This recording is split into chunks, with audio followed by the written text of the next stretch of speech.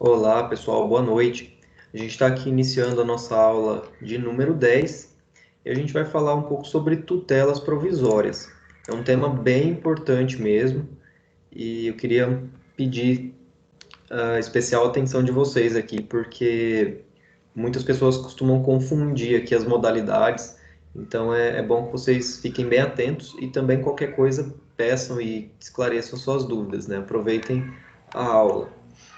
Vou compartilhar aqui a tela com vocês. Bom, vamos lá então. Falar um pouco primeiro algumas noções gerais, tá, das tutelas provisórias. Depois a gente vai falar das modalidades de cada uma delas. A gente pode dividir em dois grandes grupos, as tutelas de urgência e as tutelas de emergência, tá? E dentro das tutelas de urgência a gente também tem mais duas modalidades ali. Então, a gente vai começar falando um pouco mais geral, depois a gente vai afunilando para as modalidades específicas, tá bom? Vocês bem sabem que, ou talvez não saibam tanto, mas eu acho que já tem uma noção, né? Já estão aí no segundo semestre, que o processo judicial ele costuma levar um certo tempo, né? Do seu início até o final, até a efetivação mesmo de uma sentença, ou então, se for preciso de uma execução, um cumprimento de sentença, pode demorar um pouco mais ainda. E esse tempo muitas vezes não é tão curto. A gente sabe que existe um grande volume de processos, ah, muitos tribunais aí, muitos estados trabalham com funcionários abaixo do número que realmente seria necessário, né? Apesar de a gente já ter uma grande máquina pública aí que faz girar esse judiciário, e aqui no Mato Grosso do Sul depende muito do local, mas a gente, no geral, a gente é um estado considerado bom para esse tipo de coisa, né? Não, os processos não costumam demorar tanto tempo. Apesar de que vocês vão perceber quando começarem a advogar, né? Se realmente forem advogar, né? Pode ser que tenha pessoas que não queiram. Mas se vocês começarem a advogar, vocês vão perceber e vão querer que o processo ande muito rápido, mas ele vai ter o seu próprio tempo ali, né? Existem várias fases e por vezes você está aguardando ali mais de um mês para uma decisão do juiz, para um despacho simples, né? E isso, em algumas situações, não gera prejuízo para as pessoas ou não tem tantos reflexos. Mas se a gente for considerar algum processo que tenha um pouco mais de urgência, que necessite de alguma atenção especial, pode ser que essas pessoas tenham algum tipo de prejuízo se forem aguardar até o final do processo para receber a prestação jurisdicional que elas querem ou que elas precisam. Então, pensando nisso, né, já não é algo tão novo, mas pensando nisso, o legislador criou algumas figuras, as chamadas tutelas provisórias, que são formas de você obter, de certa forma, algum provimento jurisdicional, alguma antecipação dos efeitos aí do que você está pedindo no juízo. Então, é disso que a gente vai falar hoje, tá? Esse tempo que demanda aqui no processo, ele pode acabar por deixar duas situações aí específicas desamparadas, né? Ou seja, sem o atendimento. Primeiro, né? Pode ser que haja possibilidade desse tempo que demore o processo causar prejuízos às partes ou ao próprio processo, né? Pode ser que chegue até o final da ação e você não tenha mais utilidade naquilo, porque o bem que você queria se perdeu, a pessoa deteriorou aquele bem, não tem mais. Então, pode ser que nem o próprio processo não tenha servido para nada.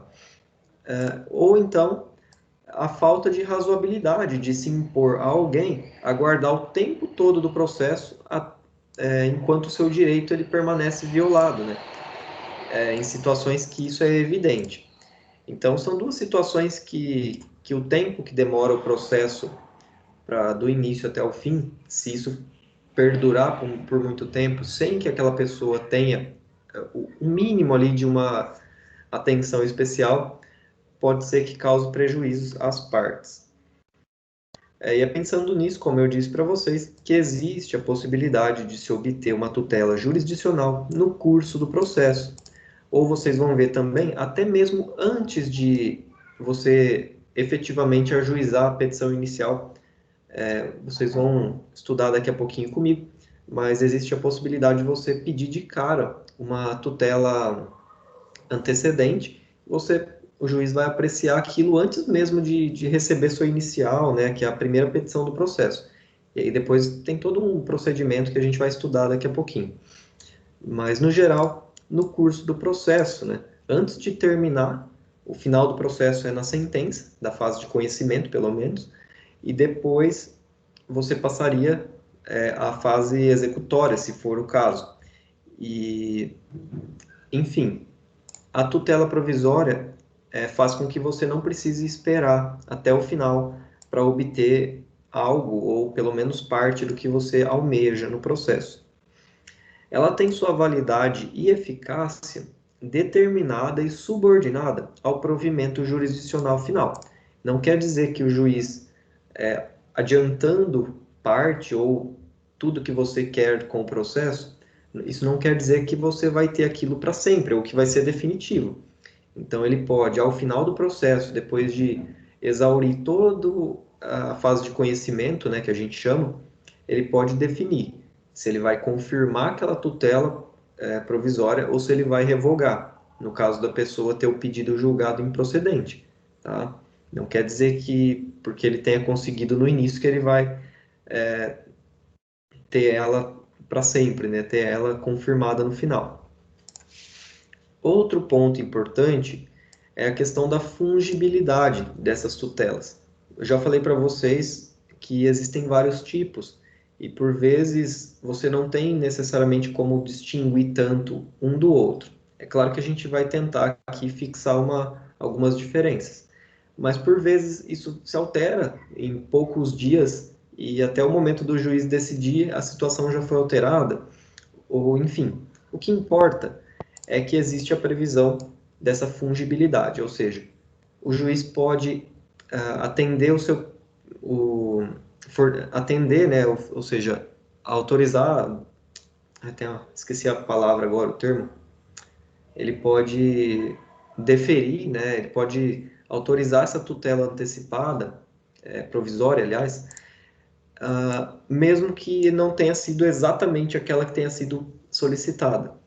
Isso é um pouco complicado, porque na prática, os juízes, assim, dificilmente, se tiver um erro muito grotesco, assim, da pessoa errar totalmente o pedido, o juiz vai conceder, né?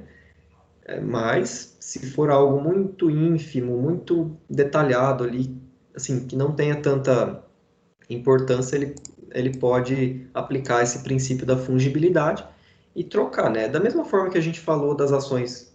Ah, não foi com vocês, né? Mas eu ia falar das ações possessórias. Isso já é com outra turma. Então, o princípio da fungibilidade é isso: o juiz poder deferir uma tutela que não necessariamente foi aquela que a parte pediu, mas que vai ser aquela que é a mais adequada ao caso, tá? Então, por exemplo, ele tenha pedido uma forma de tutela que ou acontece o quê? As pessoas pedem, elas colocam um nome errado, porque elas não sabem, muitos advogados não sabem direito essas classificações. Então, eles colocam um nome genérico, tutela de urgência, tá? E pede para o juiz o que ele quer. Só que dentro da tutela de urgência, vocês vão ver que existem aqui pelo menos duas, né? A cautelar e a antecipada, tá? O correto seria colocar, né, direto o nome específico. Então, às vezes pode ser que a pessoa coloque tutela de urgência. Aí ficaria em aberto, né? O que o juiz vai decidir? É cautelar ou é antecipado? Então, por conta da fungibilidade, o juiz pode ter uma certa relevância aí em algumas questões, né? Ele pode autorizar a medida que mais se adeque ou que mais seja útil no caso do processo, tá? A gente tem dois elementos, falando aqui de tutela provisória, dois elementos que precisam ser analisados. Quais sejam aqui o perigo da demora, o chamado periculum in mora, né, o perigo da demora aqui em latim, e a plausibilidade do direito alegado, que seria o fumus boni iuris, que é a fumaça do bom direito, né, traduzindo. Então, o que seria o perigo da demora? O perigo da demora, ou na demora, seria você correr algum tipo de risco durante o processo se você tiver que aguardar até o final para obter o seu pedido que você fez para o juiz. Então, caso você tenha que esperar até o final, por algum motivo, né, por conta desse perigo da demora, né, de demorar do início até o final do processo, pode ser que você tenha algum dano, alguma lesão ao seu direito, ou que o processo não mais seja útil, tá? Então, esse é o perigo da demora, o periculum in mora. E o fumus boni iuris seria o fato de você demonstrar minimamente que você tem o direito, ou que é muito provável que você tenha o direito ao seu lado. Então você tem que justificar e fundamentar a sua petição, a sua inicial, ou qualquer outra petição, se você for pedir depois do início do processo, mas você tem que fundamentar, geralmente com base nesses dois elementos, o periculum in mora e o fumus boni iuris. Então, o fumus periculo da demora seria esse risco de você aguardar até o final do processo. E o fumus boni iuris seria você demonstrar que pelo menos é plausível aquilo que você está pedindo, que você tem minimamente uma possibilidade de ser o real titular daquele direito que você está pleiteando. Não precisa, é claro, demonstrar com tanta certeza, vocês vão ver que existem gradações, de acordo com o tipo de tutela que você vai pedir. Então, existem umas tutelas que não precisa demonstrar tanto o fumus boni iuris, ou então o perigo da demora. Mas existem outras, como a tutela de evidência, por exemplo, que o fumus boni iuris ele tem que ser assim, quase certeza que você tem o direito. Então, existem algumas gradações que a gente vai falar aos poucos aqui. Em relação ainda aos aspectos gerais, é preciso lembrar que a tutela provisória ela pode ser obtida em dois momentos, né? Antes da própria demanda, que seria a tutela denominada aqui de antecedente, né? Então, ela é antes da própria demanda ser ajuizada, como eu expliquei para vocês. É algo tão urgente que você não pode esperar o advogado fazer a petição inicial com todos os requisitos, toda aquele rigor que se exige. Então, ele vai, é algo muito assim, no dia ou de um dia para o outro ali, você já peticiona para o juiz, para o foro competente, solicitando essa tutela em caráter antecedente, já que é algo muito urgente. Vocês vão ver daqui a pouquinho como funciona exatamente, só para vocês entenderem. Então, antes da própria demanda, ou seja, você está pedindo algo que você nem entrou com o processo ainda. Aí você vai ter um prazo para aditar a inicial, para realmente formar o processo judicial. Ou um outro momento é no curso do processo, que é de caráter incidental, que a gente chama. Então, pode ser tanto na petição inicial, que já logo no início do processo, ou em qualquer momento, né, antes da sentença, ou em recurso, enfim, mas antes do término, né, do processo. Então, é caráter incidental. Além disso, a gente precisa saber também que as tutelas provisórias elas conservam sua eficácia no curso do processo. Se você obter, seja essa antecedente ou seja incidental, mas durante o processo, ela vai ter sua eficácia, a não ser que seja revogada pelo juiz. Então, inclusive nos períodos de suspensão, tá? Que geralmente alguns processos ficam suspensos no fim do ano, quando a gente tem as férias forense, ou, enfim, alguma outra suspensão por outro motivo, que a gente vai falar na aula que vem. E as tutelas provisórias, a não ser por disposição expressa do juiz, elas têm eficácia até o final do processo, até que seja decidido quem tem o direito ali naquela lide, naquele processo, ela vai ter eficácia, tá? Aí, como eu disse para vocês, na sentença o juiz vai dizer se ele mantém ou se ele revoga a tutela antecipada, ou a tutela provisória. E para que ela tenha eficácia, o juiz pode, ou na verdade deve, né, determinar medidas necessárias para a sua efetivação. Que isso vocês vão estudar melhor em processo de conhecimento, provavelmente no semestre que vem. Então, vocês devem saber aqui como que realmente vai ser efetivado esse tipo de tutela. Mas, no geral, pode ser por meio de, enfim, de alguma ação forçada, por meio de oficial de justiça, alguma imposição de multa, qualquer medida que for necessária, o juiz pode determinar para que seja efetivado. E eu esqueci de falar desse detalhe, né?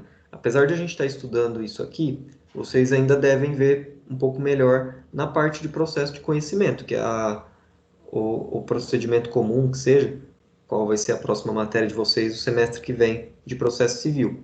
Então, vocês ainda devem voltar nesses pontos e estudar um pouco mais a fundo, eu creio, essa parte de tutelas, tá? Já que isso está na nossa ementa, mas ele se insere mais na parte do processo de conhecimento, que é quando vocês começam a estudar as fases mesmo do processo, né?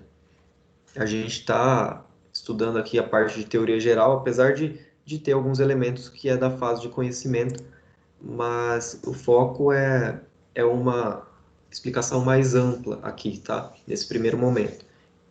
Apesar de que eu já vou trazer vários detalhes aqui, mas é só para que vocês já vão se acostumando. Então vamos lá, vamos tratar agora das espécies de tutela que o CPC traz. Eu já disse que são várias. Então a gente tem esses dois grandes grupos, as tutelas de urgência, isso dentro das provisórias, tá? Deixa eu fazer tipo um esquema aqui para ou até o final eu posso fazer, mas eu posso fazer já também. Então a gente tem as tutelas provisórias. Dentro das provisórias, a gente tem as tutelas de urgência e as tutelas lares. Deixa eu ver qual que eu coloquei primeiro aqui.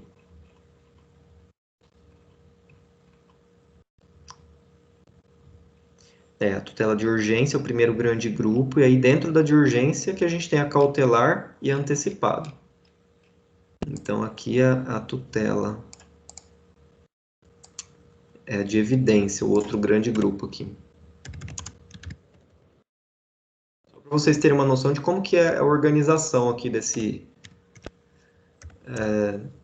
conteúdo, tá? Para ficar mais, talvez fique mais claro. Então aqui a gente tem tutelas lares, vai nem caber na mesma página. E tutelas antecipadas. E a de evidência é só a de evidência mesmo. Então, deixa eu passar para outra página. Ó, essa é a organização aqui do conteúdo, para que vocês tenham uma noção. Tutelas provisórias é o nome mais amplo, geral, né, que a gente tem da matéria, do conteúdo. E dentro das provisórias, dois grandes grupos, as tutelas de urgência e as tutelas de evidência. E aí só tem uma subdivisão aqui nas tutelas de urgência entre cautelares e antecipadas, que a gente já vai estudar, tá? E ainda, se a gente for colocar mais coisa, mas é um modo de pedir, tá? É um procedimento especial, é diferente que a questão de ser ou não antecipada, né? Aliás, antecedente, que é você pedir antes do processo iniciar, que eu já até mencionei para vocês. Mas eu não vou nem colocar aqui para não misturar muito. Vocês vão aprender já. Então é só ter em mente aqui essa estrutura do nosso conteúdo para que vocês compreendam aqui, pelo menos a questão da nomenclatura, né, para não confundir uma com a outra. Tutelas provisórias é o gênero mais amplo. Dentro a gente tem as de urgência e as de evidência. E dentro das de urgência, essas duas aqui, cautelares e antecipadas. Vocês vão entender o porquê do nome, talvez fica mais fácil. Vou voltar aqui. Então a gente vai iniciar falando das tutelas de urgência, né? Pessoal, as tutelas de urgência, como o nome já indica, né? Elas buscam aí evitar que o tempo do processo venha a causar danos para as partes ou para alguma das partes. Então, ela está muito mais centrada no periculum in mora, né? No perigo da demora. Ele sempre vai estar presente aqui nas tutelas de urgência. Você sempre tem que demonstrar que há um perigo da demora, que você não pode aguardar até o final do processo. Se você não demonstrar os requisitos, o juiz não vai deferir o seu pedido, a sua tutela.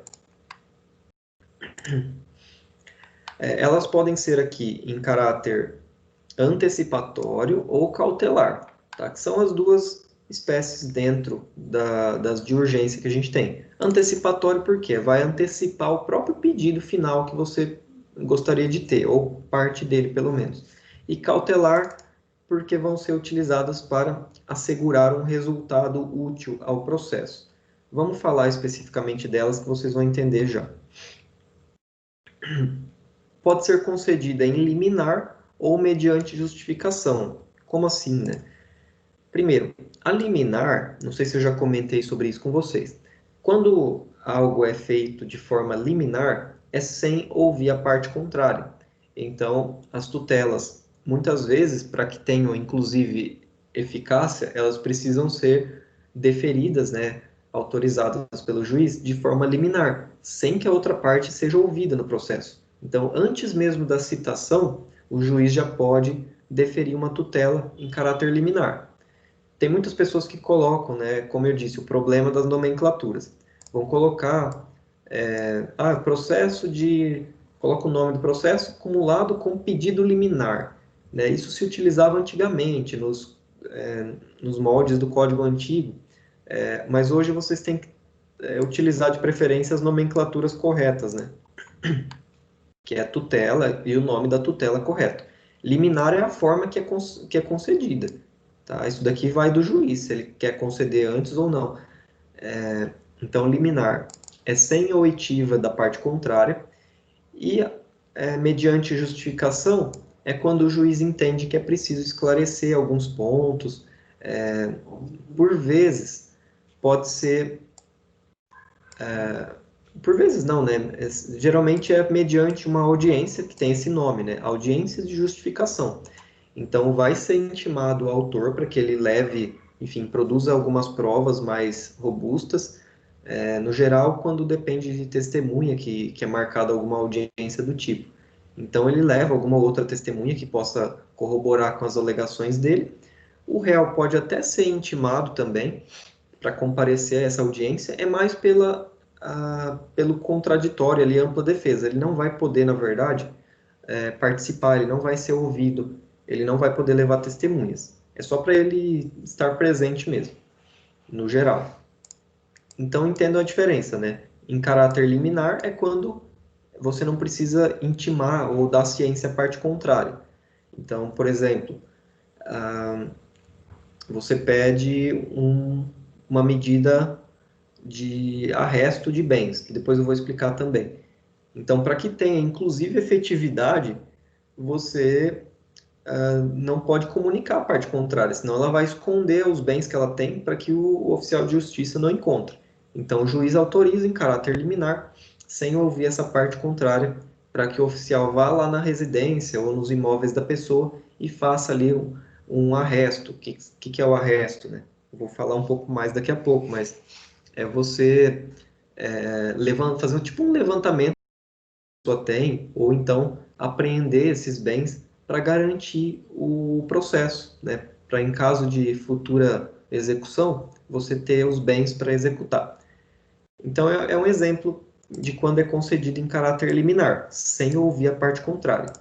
E mediante justificação, qualquer outro caso que o juiz entenda que é necessário algum tipo de prova um pouco mais robusta e que uma pessoa possa produzir. Então, ele pode autorizar mediante ou depois, né, da audiência de justificação. Tá? Além disso, a gente tem, isso daqui depende muito do caso também. O juiz pode, se ele entender necessário, exigir uma caução real ou fidejussória, né?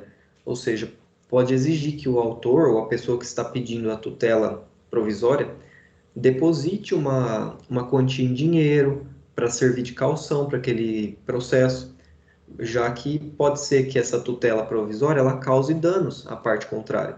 E para ressalvar para ressalvar, é um bicho aqui, para ressalvar essa pessoa que sofreu danos de forma indevida, pode vir a ser julgado improcedente, por exemplo, o pedido do autor, o juiz já tem uma caução no processo. Então a pessoa já tem de onde tirar ali, né?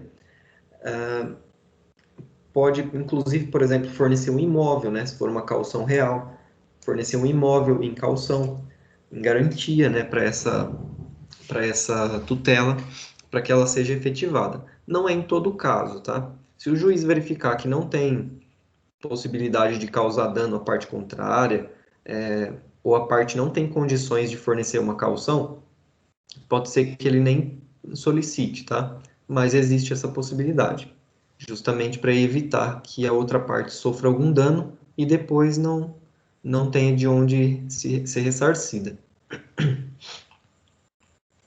Então vamos falar aqui das espécies mesmo propriamente ditas, né? Aqui que demanda um pouco mais de atenção para não confundir uma com a outra, tá? Deixa eu olhar se tem alguém entrando aqui. Primeira delas, pessoal, dentro aqui, né, da tutela de urgência, né? Dentro da tutela de urgência, a gente tem a tutela cautelar. Cautelar lembra o quê? Cautela, né? Lembra como se fosse uma prevenção, né? Para que o processo ele venha a ser garantido ao final. Então, lembrem disso, né? Cautelar lembra de cautela. É para evitar, em alguns casos, em que há risco ao resultado útil do processo. Como eu disse para vocês um pouco antes, pode ser que pela demora do processo, o próprio bem, o próprio objeto ali daquele processo que está em discussão, ele pode se perder, né? Vamos pensar que uma pessoa está pleiteando ali ah, um móvel ou alguma coisa que vendeu e a pessoa não pagou. Então, talvez, se esperar até o final do processo, pode ser que a pessoa defina aquele bem, suma com aquilo, suma com dinheiro, então não teria utilidade para o processo, né? Você vai percorrer todo o processo, vai chegar no final, você não vai ter mais o bem que você está perseguindo no processo. Então, é por isso que existe a tutela cautelar. É para assegurar o processo de um provável risco, né, que ele possa sofrer. Então, aqui, a gente sempre vai pretender, né, sempre vai buscar medidas processuais, visando assegurar a efetividade final do processo.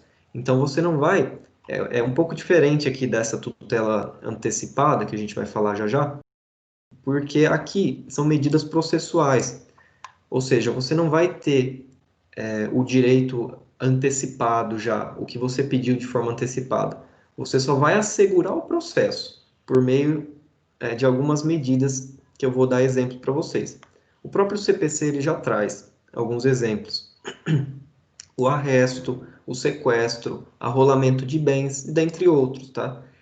E isso são as nominadas, né? Tem as outras inominadas também que podem surgir.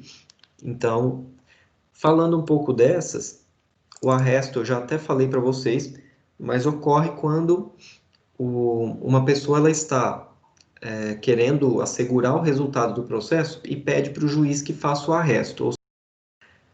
O juiz vai determinar que vá um oficial de justiça lá na casa ou em algum imóvel da pessoa e faça um arresto. O que é o arresto? É o oficial verificar tudo que tem, que é de propriedade da pessoa, e por vezes fazer a apreensão, né, desses bens e o depósito nas mãos ou do credor, né, do autor da ação, ou de um depositário judicial, que é uma pessoa que vai ficar responsável por cuidar desses bens até o final do processo. Isso é para bens indeterminados. Você não sabe o que a pessoa tem no nome dela.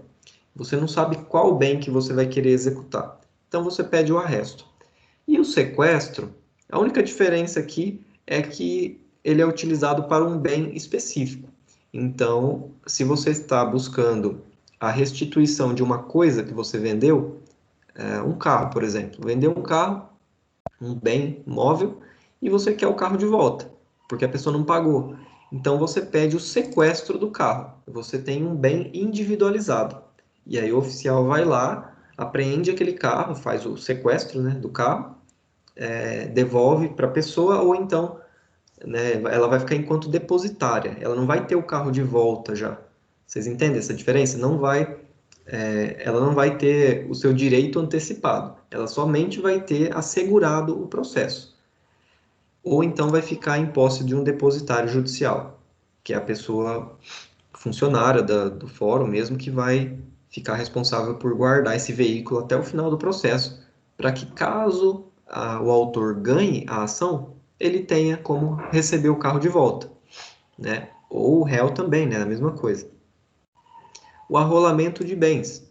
O arrolamento de bens ele é utilizado em casos de você somente precisar fazer como se fosse um levantamento dos bens que a pessoa tem.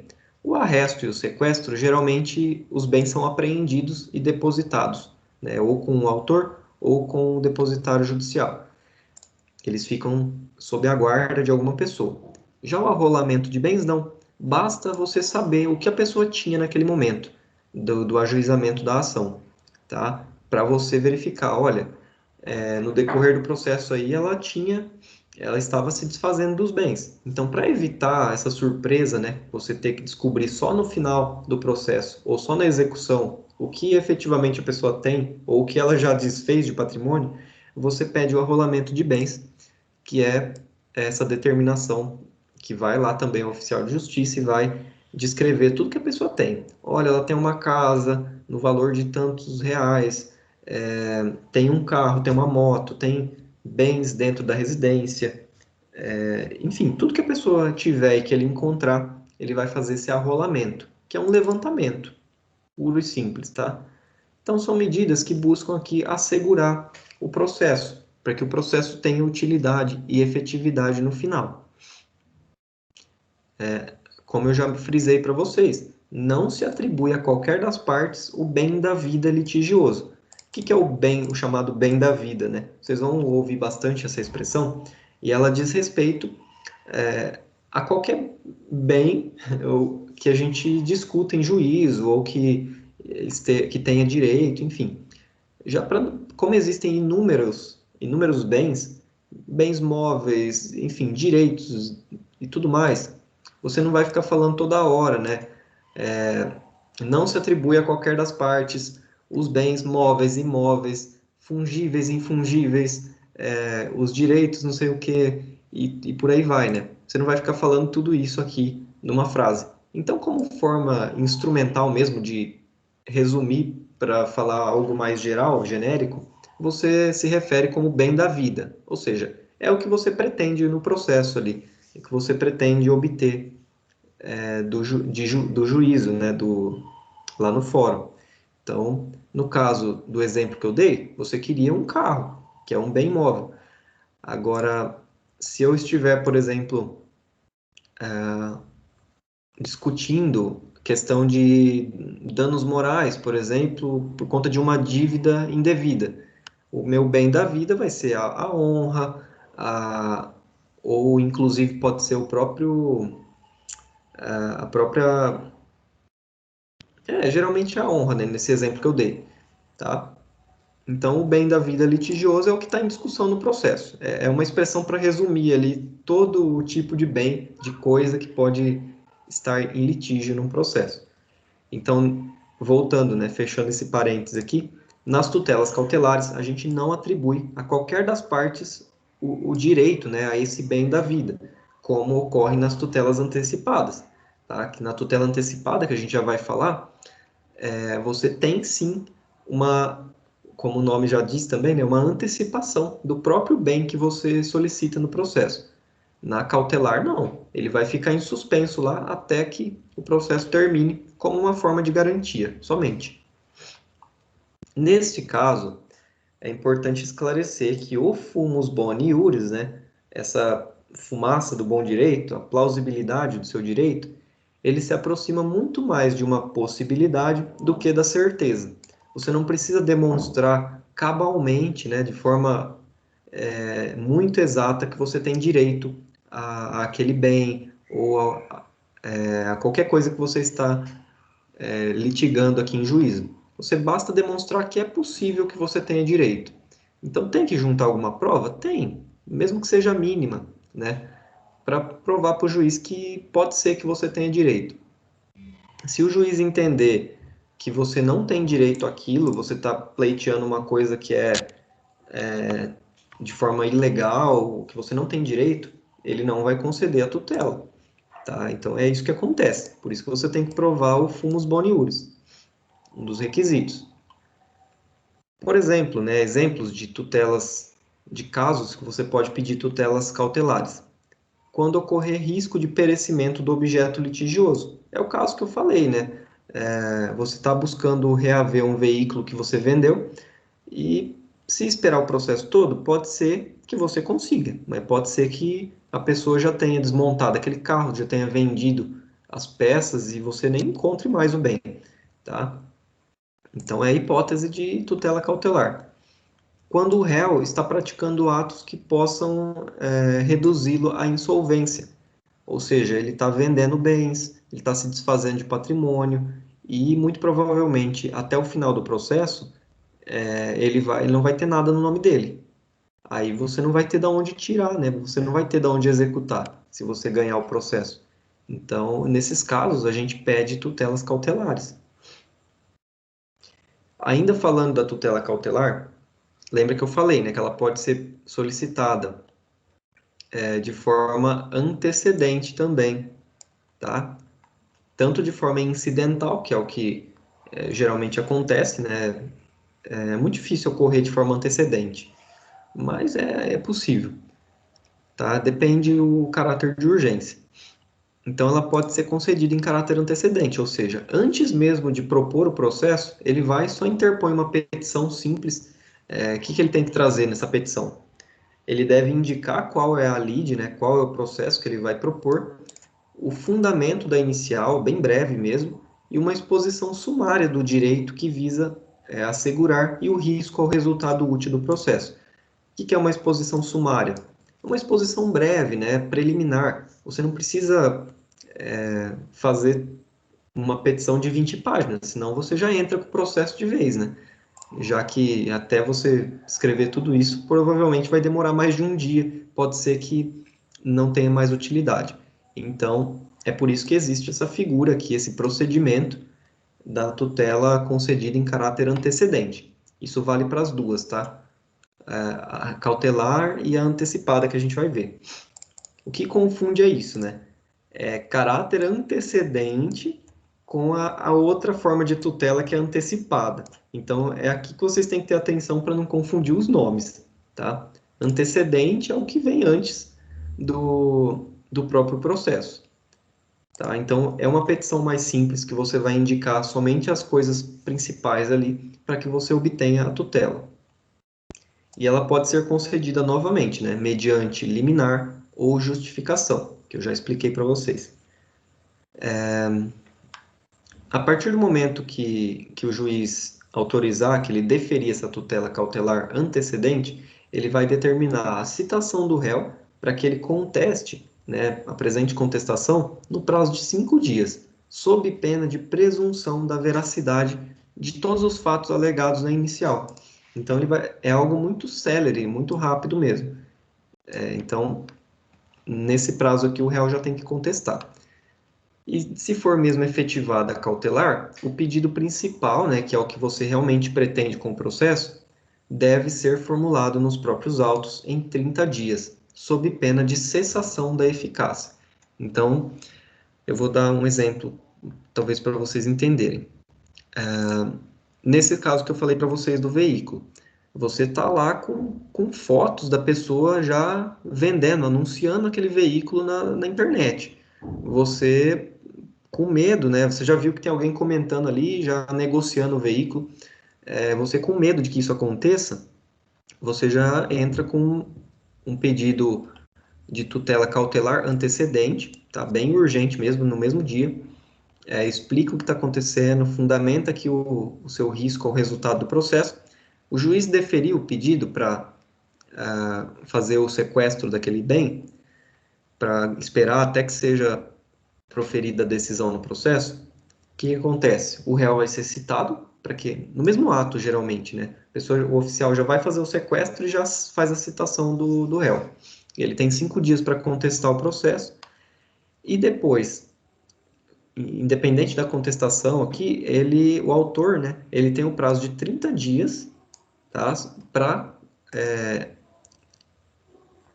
fazer aqui enfim, para protocolar uma nova petição no processo e formular, né, assim, de forma mais com calma, né, e, enfim, todo o pedido que ele quer no processo. Então, aí sim ele vai trazer todos os requisitos, fundamentos de uma inicial, né, completinha. Então, é um prazo que ele tem ali somente para livrar ele desse risco da demora, né? Então, ele pode ajuizar algo muito urgente, se for o caso, e depois vai ter um prazo para fazer a petição com calma e, enfim, com todos os pedidos que ele quer e tudo mais.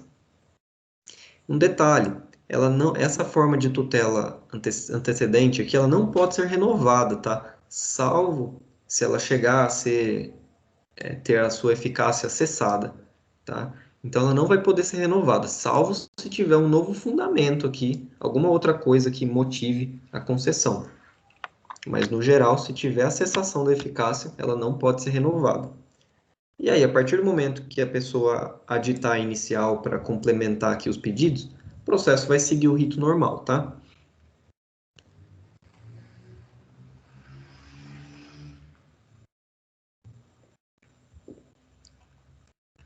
Bom, vamos lá para outra forma aqui, né? Outra espécie de tutela. Pessoal, outra espécie de tutela de urgência é a chamada tutela antecipada. Como eu disse, não vão confundir antecedente com antecipada. Antecipada por quê? Ela vai antecipar o próprio direito, o próprio bem da vida que você está pleiteando no processo, seja total ou parcialmente. Ela ocorre também, novamente, nossa, tem muito bichinho da luz aqui, fica voando e atrapalhando. Ela ocorre geralmente quando há um forte risco de dano ao direito material litigioso. Então aqui vejam que o dano não é mais ao processo, não é um risco ao resultado do processo, é um risco de dano ao próprio direito da pessoa. Ou seja, se não obter essa tutela, a pessoa não vai ter mais como conseguir o próprio direito dela. Então, no caso que eu disse para vocês dos danos morais, ou melhor, vamos dar um exemplo aqui de fornecimento de medicamentos, tá? A pessoa está entrando com um processo para pedir medicamentos, porque ela precisa, enfim, tomar esse medicamento, senão vai ter um sério dano à saúde, pode até vir a óbito. E ela pede uma tutela antecipada. Vejam que o dano não é o resultado útil do processo em si, tá? Se ela chegar no final, ela está executando ali a prefeitura, o estado, ela vai ter de onde tirar ali medicamentos, né? Vai ter como cobrar isso do estado. Então, não é risco ao resultado do processo, mas sim ao próprio direito material dela. É o direito à saúde dela que ela está tentando resguardar. Então, se ela não obter esse remédio, em alguns casos, né? Tem outros casos que dá para esperar. Mas se for muito urgente e ela não obter esse remédio, esses medicamentos, pode ser que não adianta esperar, né? Pode ser que a pessoa venha a óbito até o final do processo e perder o próprio direito material dela, a saúde, a vida, né? Então é uma diferença. Na cautelar que a gente falou, o risco é para a utilidade ou a efetividade do processo. Na antecipada, você obtém o próprio bem da vida que você pleiteia antes do término desse processo. Por quê? Porque o risco é ao próprio direito material, ao seu próprio direito que você está pleiteando, tá? Nesse caso, o fumus boni iuris, vejo outra diferença também, né? O fumus boni iuris, ele se aproxima muito mais da certeza do que da possibilidade. Não é certeza absoluta também, porque está sendo discutido em juízo, mas ele está muito mais na probabilidade da certeza do que somente da mera possibilidade, como a gente vê aqui na cautelar, tá? que não precisa ter tanta comprovação do fumus boni iuris, ou seja, da plausibilidade do seu direito. Agora, na antecipada, precisa. Por isso que eu falei para vocês dessas gradações, né? Na cautelar não precisa tanto, porque o bem litigioso ele não vai ser atribuído a um ou a outra parte.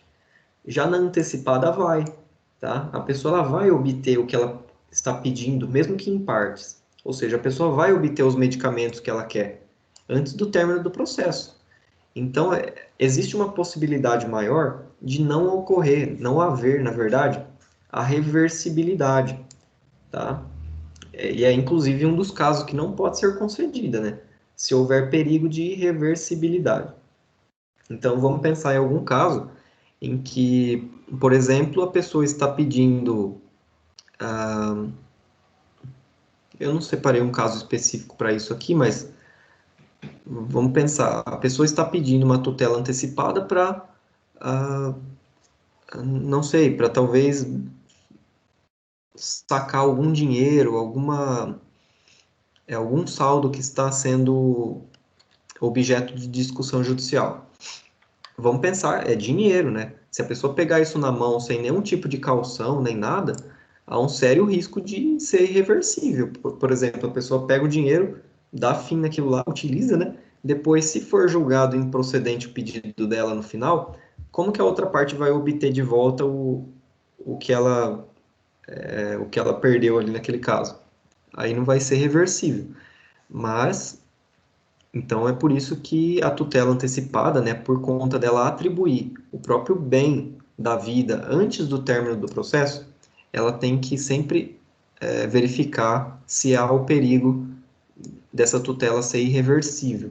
E você, enquanto advogado da parte que está solicitando, tem que demonstrar para o juiz que não tem risco de ser irreversível aqui a tutela, né? Senão ele não vai autorizar. É claro que aqui a gente tem um detalhe também. Existe a chamada teoria da proporcionalidade. O que isso quer dizer? Quando ocorrem aqui conflitos entre diferentes bens da vida, né? Por exemplo, a própria vida e versus o patrimônio econômico de uma pessoa, né? Se está em jogo a vida, no caso dos remédios, né? Dos medicamentos, está em jogo a vida da pessoa ou a saúde em face do patrimônio econômico do município, do estado, que seja, tá? Então, em face desse conflito aqui entre esses dois bens que estão em jogo, o juiz obviamente vai aplicar a regra da proporcionalidade e vai decidir, né, pelo bem mais importante, que no caso aqui é a vida. Então, enfim, primeiro a vida, depois assegura aqui o patrimônio econômico. No caso de fornecimento de medicamentos. Então, mesmo que a pessoa obtenha esses medicamentos em tutela antecipada e depois venha a ter o seu pedido julgado improcedente no final, né, aí cabe ao Estado depois tentar obter por via alguma execução por via patrimonial, alguma restituição desses valores. Mas a pessoa não vai ser privada por conta de mero patrimônio econômico ali, de um direito à vida ou à saúde dela.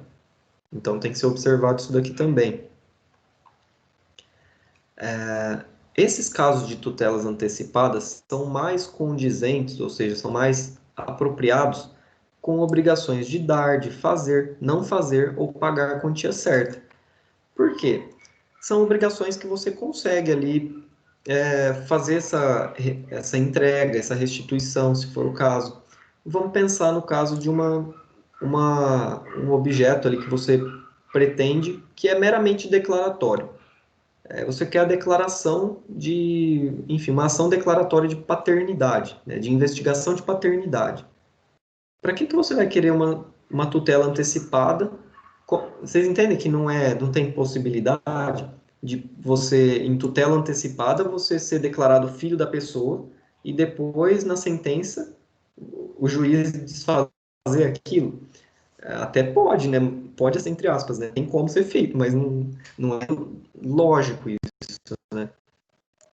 Então, primeiro, se observa a, a reversibilidade e tudo mais, e também sempre tem que ser observado que esse tipo de tutela antecipada ele não cabe em todas as situações também.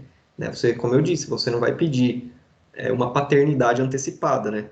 Então não tem como você solicitar. Até pode pedir, por exemplo, alimentos provisórios, que apesar de muitas vezes nem serem incluídos enquanto tutela provisória, porque eles têm uma previsão expressa na lei de alimentos. Então, mas eles têm o mesmo intuito. Então você pode pedir alimentos provisórios, uma guarda provisória e tudo mais. Agora, você não tem como pedir uma paternidade antecipada, né, provisória. Então não tem como. Tá? Então sempre lembrar aqui, eu acho que como é meio lógico, então não teria nem sentido ficar falando que se enquadra mais nessas situações. Mas vocês vão sentir isso no próprio caso concreto ali, quando vocês estiverem observando uma situação como essa. Por exemplo, né, casos que são possíveis de tutela antecipada. Exclusão do nome do SPC Serasa é muito frequente.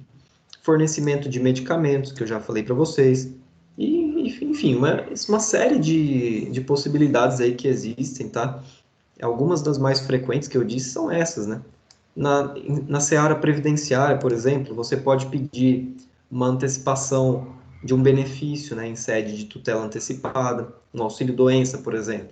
Você pede para o juiz a tutela antecipada para obter o auxílio-doença até o final do processo, até que seja decidido. Enfim, a aposentadoria por invalidez, uma série de possibilidades aí para tutela antecipada. Tá? Talvez sejam as mais utilizadas, tá? As mais utilizadas. A gente ainda tem também essa possibilidade, da mesma forma que a cautelar, de ser concedida a tutela antecipada em caráter antecedente. Então, é tutela antecipada em caráter antecedente. O que é isso? Antes mesmo da propositura da ação. É o mesmo caso, tá? Da cautelar, só que aqui a urgência, né, do seu pedido de tutela também é contemporânea à propositura da ação. Então, você tem que ajuizar esse pedido urgentemente. Vamos pensar no fornecimento de medicamentos, né? A pessoa está lá quase morrendo, ela precisa de um medicamento que não é fornecido pelo SUS, ela não tem condições de comprar, então você já entra faz uma petição urgente, né? Esclarecendo ali o que você quer, indicando o pedido que você vai formular depois no final, fazendo uma exposição muito sumária, né, muito rápida do seu direito e do perigo de dano, né, se essa tutela não for atendida, você já entra com isso para o juiz autorizar.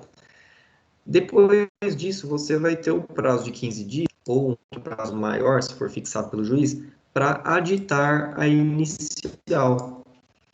Tá? Para você vai incluir nessa inicial que você ajuizou todos os outros elementos que forem necessários para julgar. No início, você faz algo muito urgente, muito rápido. Então, por vezes, você não fundamenta muito bem aquilo, é somente para ajudar a pedir. Tá? É algo muito rápido que precisa ser feito, de um dia para o outro ali, ou no mesmo dia. Agora, depois, você tem que fazer uma inicial com todos os requisitos, tudo certinho, bem elaborado, juntar mais provas, e aí você tem esse prazo de 15 dias, tá? Se você não fizer, o processo é extinto, tá? Ele é extinto pelo próprio juiz. Se a tutela for negada, né, o juiz não aceitar a tutela, ele entender que não é caso de tutela de urgência antecipada em caráter antecedente, ele vai determinar que você emende a inicial em 5 dias, também sob pena de extinção. E a partir daí o processo segue o rito normal. Muitas pessoas, né, advogados, solicitam esse tipo de pedido e, na verdade, não tem tanta urgência assim. Então, o juiz, verificando que não há tanta urgência, ele pode determinar aqui que o processo vai seguir normalmente. Tem um detalhe, né? Aqui você vai aditar a inicial e aqui você vai emendar. Qual que é a diferença, né? Quando você vai aditar, você está complementando, você está incluindo coisas novas. A emenda, a inicial, geralmente é utilizada para corrigir defeitos, vícios, alguns erros, tá? E na maioria das vezes é determinado pelo juiz. Então, o aditamento inicial, na maior parte dos casos, é uma forma voluntária. Você faz de forma voluntária, e aí tem os requisitos, né? Enfim, se for feito depois da citação, o réu tem que concordar e tudo mais. Mas só para dizer que tem diferença, não é ao acaso que tem essas palavras, tá?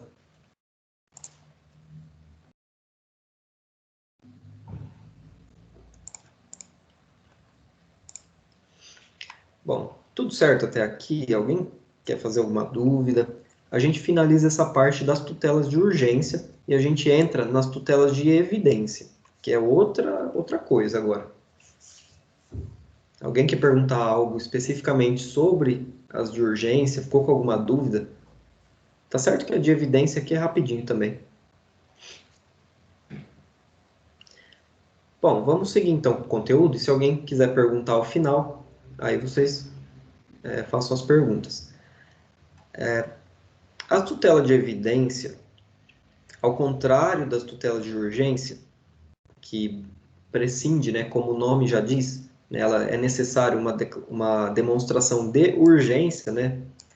Nas de evidência, na tutela de evidência, você não precisa demonstrar que existe urgência no seu pedido, no seu pleito, e nem, muito menos, perigo de dano ou risco ao resultado útil do processo. Então, é outra coisa aqui, tá? A única coisa que vai ser analisada é a probabilidade do seu direito, é o fumus boni iuris. Nesse caso, lembrem-se que na tutela cautelar e na antecipada, o fumus boni iuris ele tem um certo grau um pouco menor ali, né, de estar próximo da certeza. Alguns autores comparam até uma régua, né? Eles vão dizer que nas tutelas cautelares o fumus boni iuris está bem próximo da extremidade da possibilidade, né, de algo que é bem duvidoso ainda. Na tutela antecipada ele está mais ou menos no meio ali, e na tutela de evidência ele tem que estar na outra extremidade, bem próximo da certeza mesmo, tá? Porque como o nome já diz, evidência, né? Tem que ter algo evidente. Então, o fumus boni iuris, essa probabilidade do seu direito, ela na verdade ela tem que ser quase uma certeza, tem que ser uma evidência mesmo. E isso vai se demonstrar aqui de várias formas, que eu vou explicar já já, falando das hipóteses.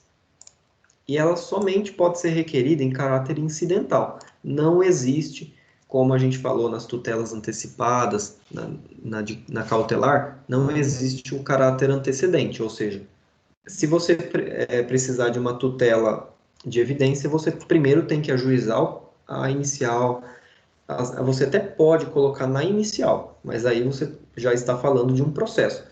Aí você não admite, aliás, não é admitida a figura da tutela de evidência em caráter antecedente. Você não pode simplesmente chegar para o juiz com uma mera petição lá, explicando de forma sumária os fatos e o direito, e pedir uma tutela de evidência para ele, porque não vai ser aceita. Você tem que fazer a inicial e juntar toda a documentação, né? Até mesmo por conta dessa necessidade de você provar muito bem a quase certeza ali do seu direito. Não se tem certeza absoluta porque está em discussão em juízo, mas aquilo é praticamente 99% de certeza que você tem o direito que você alega ter. E vamos falar um pouco das hipóteses, né? Quando que é possível esse tipo de tutela de evidência? Isso está lá, pessoal, eu esqueci de falar no início. As tutelas provisórias vocês vão encontrar no artigo 300, deixa eu só confirmar aqui, mas é isso. Não, 294 em diante, tá? Do CPC. O artigo 300 já começa a de urgência. Então vamos, depois leiam o código, tá? Para vocês verem todos os detalhes que tem. Vou compartilhar aqui a outra tela para vocês verem as hipóteses das tutelas de evidência. Aqui é bem curtinho esse. Lá no 311 a gente tem quais são as hipóteses de tutela de evidência. Então aqui, o próprio 311 já vai dizer: a tutela de evidência será concedida independentemente da demonstração de perigo de dano ou de risco ao resultado útil do processo, quando. Então, ou seja, o que eu disse para vocês, não precisa demonstrar dano nem perigo de resultado útil ao processo, nem urgência, nem nada. Basta você ter essa quase certeza do direito. Nessas hipóteses, quando ficar caracterizado o abuso do direito de defesa ou o manifesto propósito protelatório da parte. Então, aqui, vejam que o legislador já atribui aqui essa possibilidade para tutela de evidência. Não exime você também de provar para o juiz que você tem essa grande probabilidade de ter o direito. Não basta você falar que a parte está abusando da defesa ou protelando o processo para você conseguir a tutela de evidência. Você tem que demonstrar que você é muito, muito provável mesmo que você tenha o direito. Geralmente provas documentais ou até pode ser testemunhal, mas muito robusta mesmo de assim, não ficar dúvidas ali que você tenha o direito. Então, quando pode ocorrer, né, abuso do direito de defesa, ou a questão da protelação da outra parte. Todos temos o direito à ampla defesa, ao contraditório. Só que esse direito ele não abarca os casos de abuso, ou seja, a pessoa não pode usar demais esses direitos, né? Não pode abusar. Isso se caracteriza muitas vezes nos casos de má-fé, que o próprio CPC elenca algumas hipóteses. É a parte utilizando enfim, litigando contra a lei expressa, né? Então tem um artigo de lei falando que a pessoa não tem direito a, enfim, a determinada coisa, determinado bem. E ela está lá insistindo naquilo, mesmo contra a própria lei. Isso pode ser caracterizado a má-fé.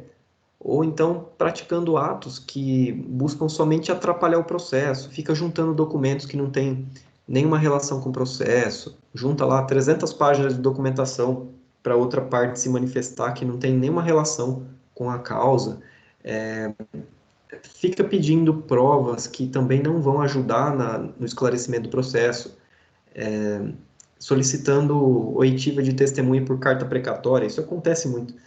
Então, por quê, né? A pessoa quer atrasar o processo, ela pede uma testemunha por carta precatória, ou seja, a pessoa mora lá enfim, no meio do nada, numa cidadezinha do interior, e para até chegar uma carta precatória lá.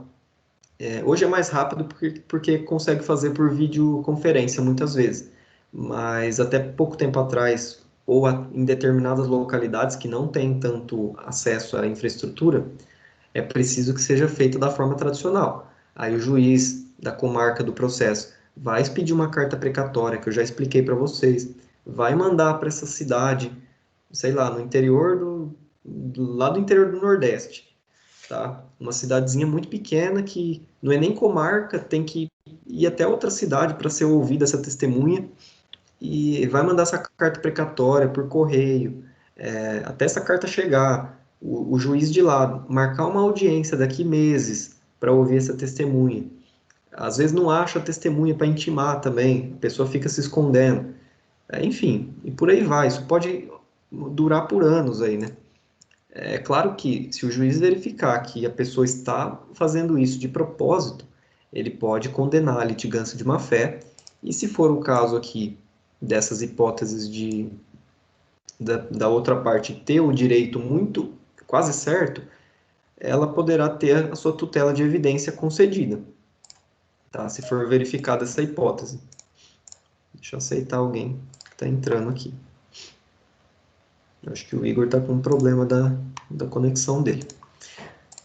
Bom, segunda hipótese, pessoal.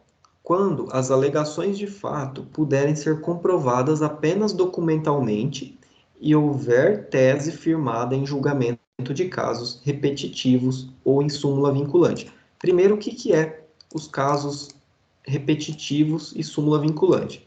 Súmula vinculante é uma tese, uma decisão, ou enfim, uma tese formulada por um tribunal, geralmente os tribunais superiores, STJ, STF, eles tratam como súmula vinculante. É um entendimento tá, majoritário desses ministros sobre determinado assunto, e esse assunto essa súmula, ela vai vincular todas as instâncias hierarquicamente inferiores.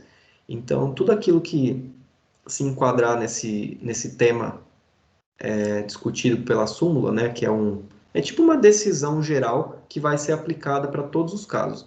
Então, os juízes, enfim, eles têm que aplicar, eles têm que seguir essa súmula, porque ele pode até decidir contrariamente, mas se chegar no Tribunal Superior, ele já sabe que vai prevalecer o que está disposto, né, o entendimento da súmula, tá? Que é um entendimento comum, majoritário desses ministros de algum tribunal. Já os casos repetitivos, né, eles são muitas vezes julgados, é o que a gente chama de incidente de resolução de casos repetitivos.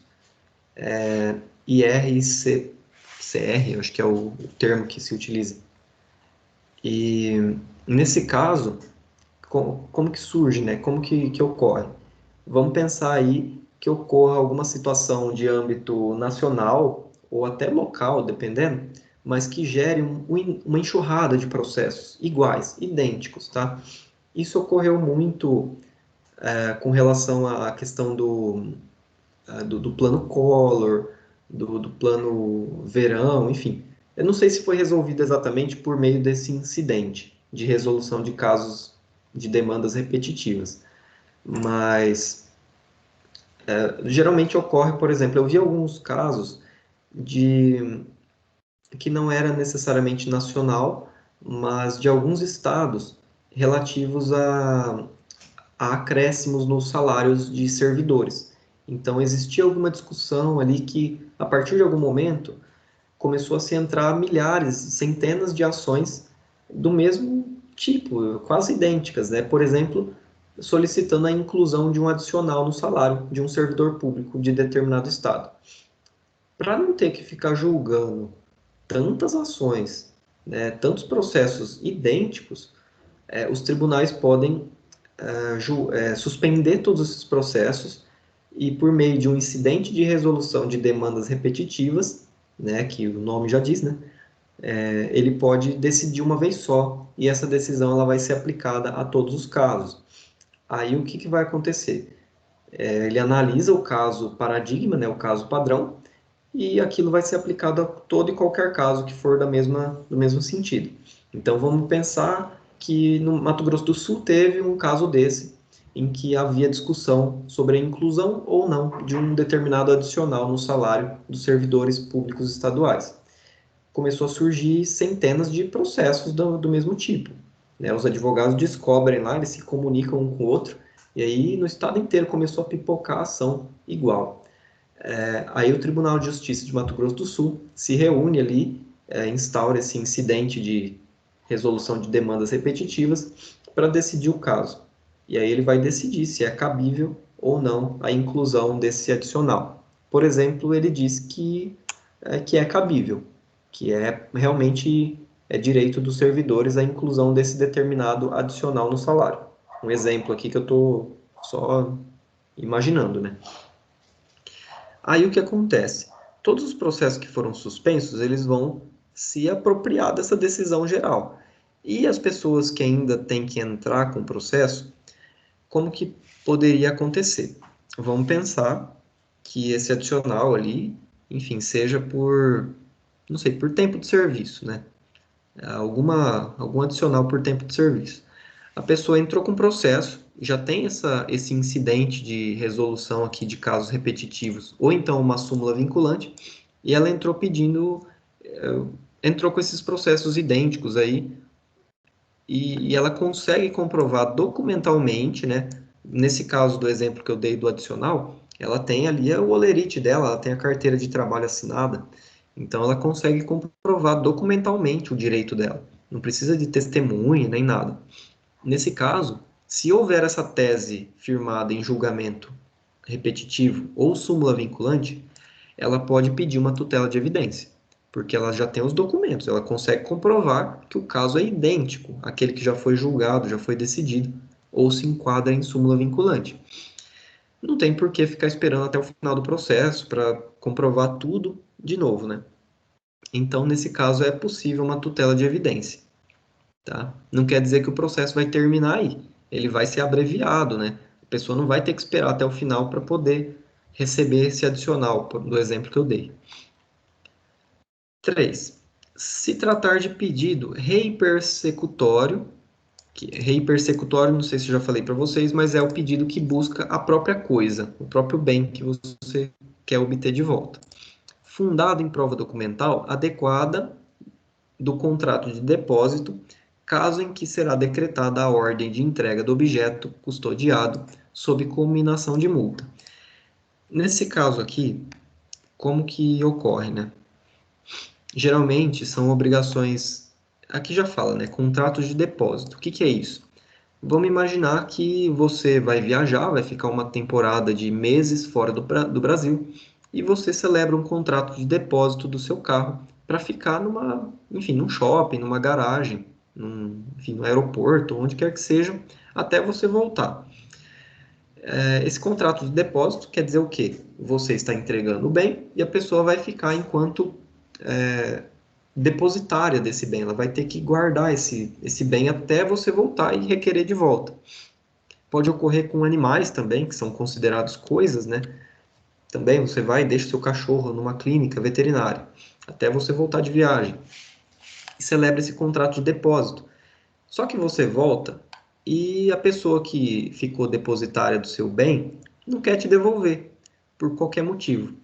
Você tem o contrato, você tem todas as provas, pode ser inclusive que o contrato seja verbal, mas você tem que ter alguma prova documental que comprove esse depósito.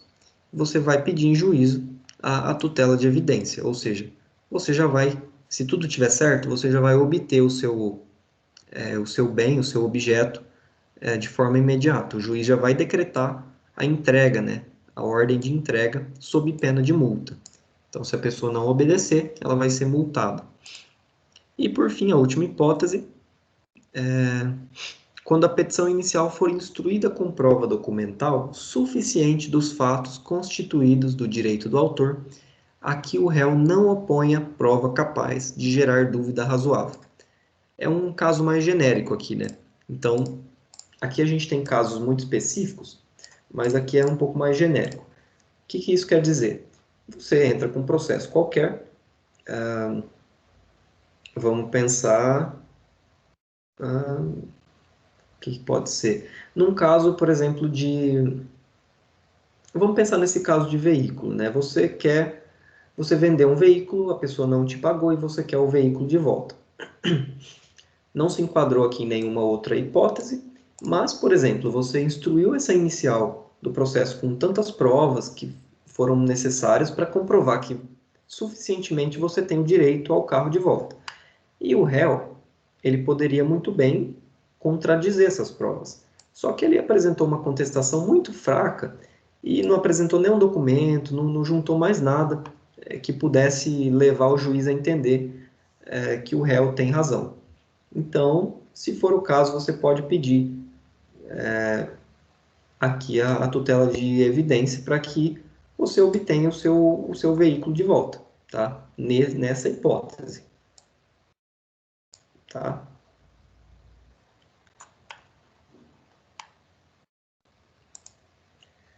Então, essas, pessoal, são as hipóteses do 311 que dizem respeito à tutela de evidência. Vocês vejam que são casos muito mais restritos ali de possibilidades.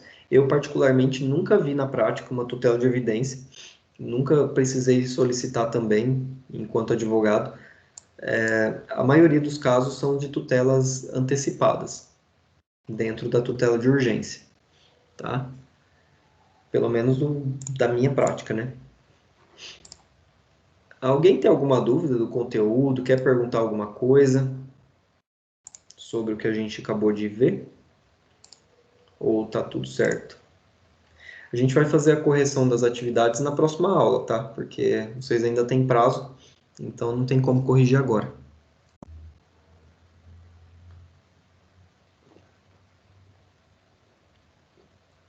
Ninguém quer perguntar nada? Eu não sei se se a maioria de vocês está conseguindo ter acesso por conta de toda essa problemática da energia na cidade, né? Eu não sei nas cidades vizinhas também como que está a situação. Eu sei que no Matutino algumas pessoas me relataram problemas de energia que parece que ainda está sem, por conta da chuva e tudo mais. Em alguns bairros, talvez, da cidade não tenha acesso.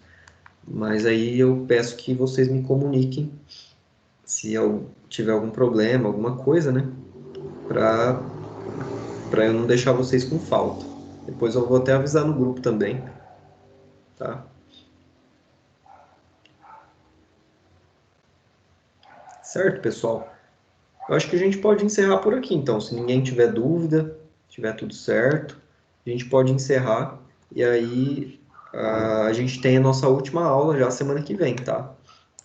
Vai ser sobre a formação, suspensão e extinção do processo. Uma parte bem geral também que a gente vai falar, já que, como eu mencionei, vocês vão ter uma matéria específica de processo de conhecimento, provavelmente o próximo semestre, e aí vocês vão estudar cada fase especificamente. Agora é só para dar uma ideia mais ampla mesmo do processo civil. Aliás, do processo como um todo, né? Não só do civil. É que a gente acaba focando no civil. E então é isso, pessoal. A gente vai trabalhar já a nossa última aula semana que vem. E aí vocês vão ficar. Logo, logo já tem prova, né? Então vai ter aí uma semana para vocês estudarem, que eu vou deixar para vocês estudarem, já que o conteúdo vai ter terminado. E na próxima, na semana do dia 30, já vai ser a prova, né? Lembrando para vocês, não sei se vocês já têm disciplina DI. A partir, eu acho que do dia 16, salvo engano, tem que ver no calendário lá, vocês confirmem, já iniciam as provas, né? Já ficam disponíveis as provas das disciplinas DI. Então, procurem fazer de forma antecipada a prova, para não juntar tudo na semana final, né? A semana final vai ser correria. Não sei se eu comentei com vocês, dia 30 começam as provas até dia 4. Dia 5 a gente já tem que postar as notas, no máximo. Dia 7 já acho que já é substitutiva. E salvo engano, dia 8 ali, nos próximos dias já tem o exame. Não me lembro ao certo aqui a data exata, mas é coisa bem apertada. Então, se vocês precisarem, se vocês puderem, aliás, já vão adiantando as DIs, que eu não sei nem se vocês têm. Tem algumas turmas que sim.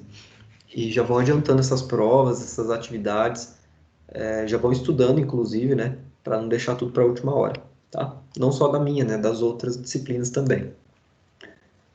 Pessoal, eu acho que é isso. A gente finaliza então por aqui com esse conteúdo e na próxima aula a gente se vê até semana que vem, tá? Então, boa semana a todos. A gente tem um feriado no domingo, mas não vai afetar a gente, né? Então, a gente se vê na quarta-feira que vem, tá? Obrigado pela presença de todos vocês e uma boa noite aí, tá? Tchau.